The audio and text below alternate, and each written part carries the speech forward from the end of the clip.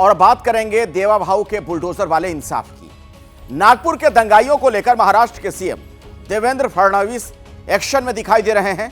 आज फडणवीस नागपुर पहुंचे थे, जहां पहले अफसरों से उन्होंने मीटिंग की और फिर यह कहकर दंगाइयों की टेंशन उन्होंने बढ़ा दी है, जिसने हिंसा की नुकसान की भरपाई उसी से की जाएगी और जरूरत पड़ी तो बुलडोजर वाला एक्शन भी होगा।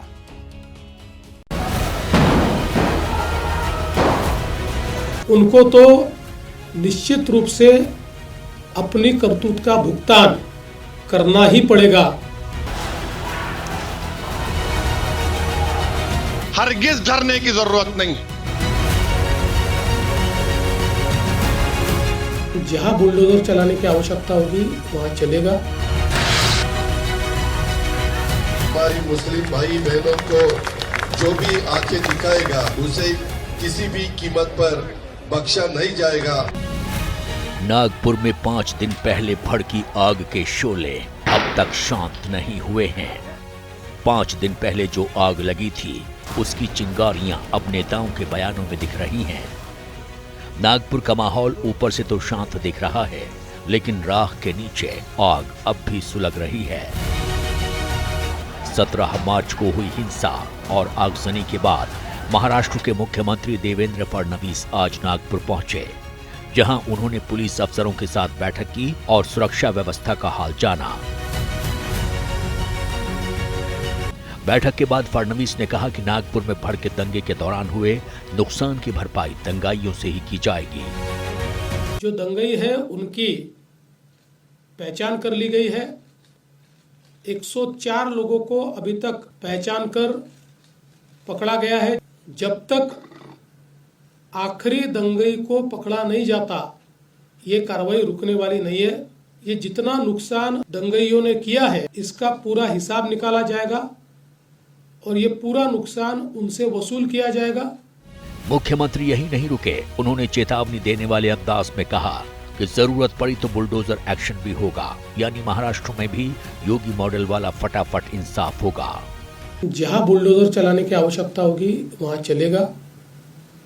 जहां गलत काम होगा उसको रौंदा जाएगा, किसी को बख्शा नहीं जाएगा। फडणवीस के बयानों से साफ संकेत है कि वो खुद को हिंदू हृदय सम्राट के तौर पर पेश करने की कोशिश कर रहे हैं। वहीं उनके डिप्टी सीएम अजीत पवार अलग ही लाइन पर चल रहे हैं। अपने आवास पर आयोजित इफ्तार पार्टी में अजीत पवार ने ऐसी बात कह दी जो हिंदुत्व की राजनीति करने वाले नेताओं को रास नहीं आएगी। हमने होली मनाई, जल्दी गुड़ी पड़वा आने वाला है, फिर ईद आएगी। यह त्योहार हमें साथ मिलकर मनाना है, क्योंकि हमारी एकता ही हमारी असली ताकत है। मुझे एक भरोसा देना है, आपका भाई अजीत पवार आपके साथ है।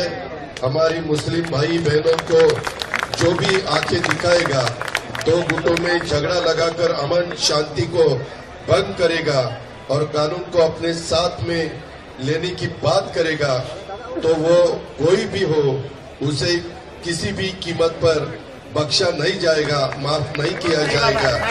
अजीत पवार के इस बयान के बारे में जब फडणवीस से सवाल हुआ तो वो जवाब देने से बचते नजर आए। अजीत पवार जी ने क्या बयान दिया मुझे मालूम नहीं, पर जो भी अच्छा व्यक्ति है, देशभक्त है, देश के लिए काम करता है, वो किसी भी जाति का हो, धर्म का हो, उसके ऊपर कोई गलत आंख उठाएगा तो हम भी सहन नहीं करेंगे। लेकिन जो समाज को तोड़ने का काम करेगा, जो समाज में हिंसा करने का काम करेगा, उसको छोड़ेंगे भी नहीं। वहीं मुस्लिम समाज का स्वयंभू मसीहा बनने की कोशिशों में जुटे असदुद्दीन ओवैसी भी नागपुर हिंसा पर मुखर हैं और महाराष्ट्र सरकार को घेरने की कोई कोशिश नहीं छोड़ रहे हैं। हरगिज डरने की जरूरत नहीं, डरने और घबराने की जरूरत नहीं है। बोल रहा है कि इनकी खबर तोड़ देंगे, कोई बोल रहा है हम ये कर देंगे। महाराष्ट्र का मुख्यमंत्री बोलता है, इस तरह का बयान उसके वजीर देते हैं कि वो निकाल देंगे, और फिर जब गड़बड़ होती बोलते नहीं नहीं वो पिक्चर की वजह से गड़बड़ हुई। अच्छा, पिक्चर की वजह से गड़बड़ हुई? तुम क्या कर रहे थे? तुम्हारा ही शहर है ना वो नागपुर। मुख्यमंत्री फडणवीस ने बताया कि सोशल मीडिया के जरिए अफवाह फैलाई गई जिसके बाद हिंसा भड़की। हालांकि हिंसा के पीछे विदेशी हाथ होने की अटकलों को उन्होंने खारिज कर दिया।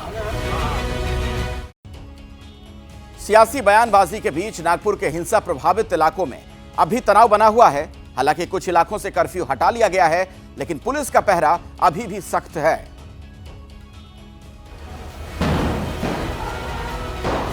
नागपुर में हुई हिंसा के बाद पुलिस का एक्शन जारी है। आरोपियों की पहचान और उनकी धरपकड़ का सिलसिला जारी है।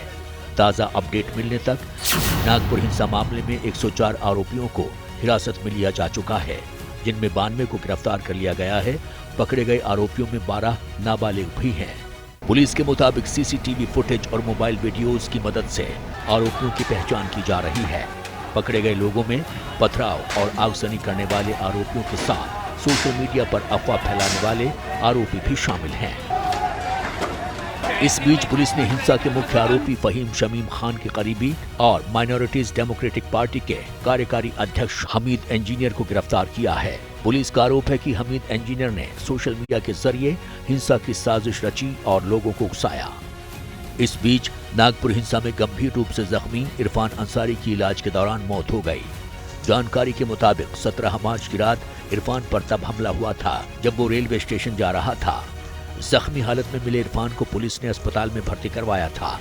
डॉक्टर ने जानकारी दी, हमने पूरी कोशिश की है पर वो नहीं बच पाया। हमने पूरा ट्रीटमेंट दिए है पर वो नहीं बच पाया, तो डॉक्टर ने इसके लिए सॉरी कहा है हमसे। मैं यही चाहता हूँ उसके खिलाफ, इनके खिलाफ कड़ी से कड़ी एक्शन लिया जाए और कड़ी से कड़ी कार्रवाई की जाए। इनको सजा मिलना चाहिए। आगे किसी के साथ ऐसा हादसा ना हो। ये बहुत बुरा हादसा हुआ है मेरे भाई के साथ, ऐसा मैं नहीं चाहता किसी के भी साथ हो। नागपुर ऊपरी तौर पर तो शांत दिख रहा है। हिंसा प्रभावित इलाकों में भी शांति है, लेकिन एहतियात के तौर पर अब भी नागपुर के 9 थाना क्षेत्रों में कर्फ्यू लगा हुआ है। पुलिस की गाड़ियां और जवानों की चहलकदमी ही इन इलाकों की शांति भंग करती हैं। मुख्यमंत्री फडणवीस ने कहा कि सरकार उन लोगों की भी आर्थिक मदद करेगी जिनकी गाड़ियां या मकान दुकान आगजनी का शिकार हुए हैं। जिनकी गाड़ियों का नुकसान हुआ है, सरकार उनको मदद करने वाली है। जो भी हमारे नियम है, उन नियमों में बैठाकर हम लोग निश्चित रूप से उनको मदद करेंगे।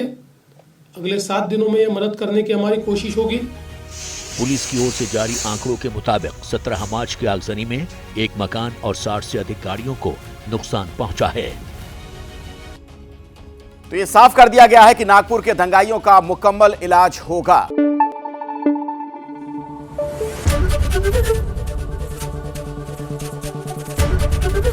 एबीपी न्यूज आपको रखे आगे।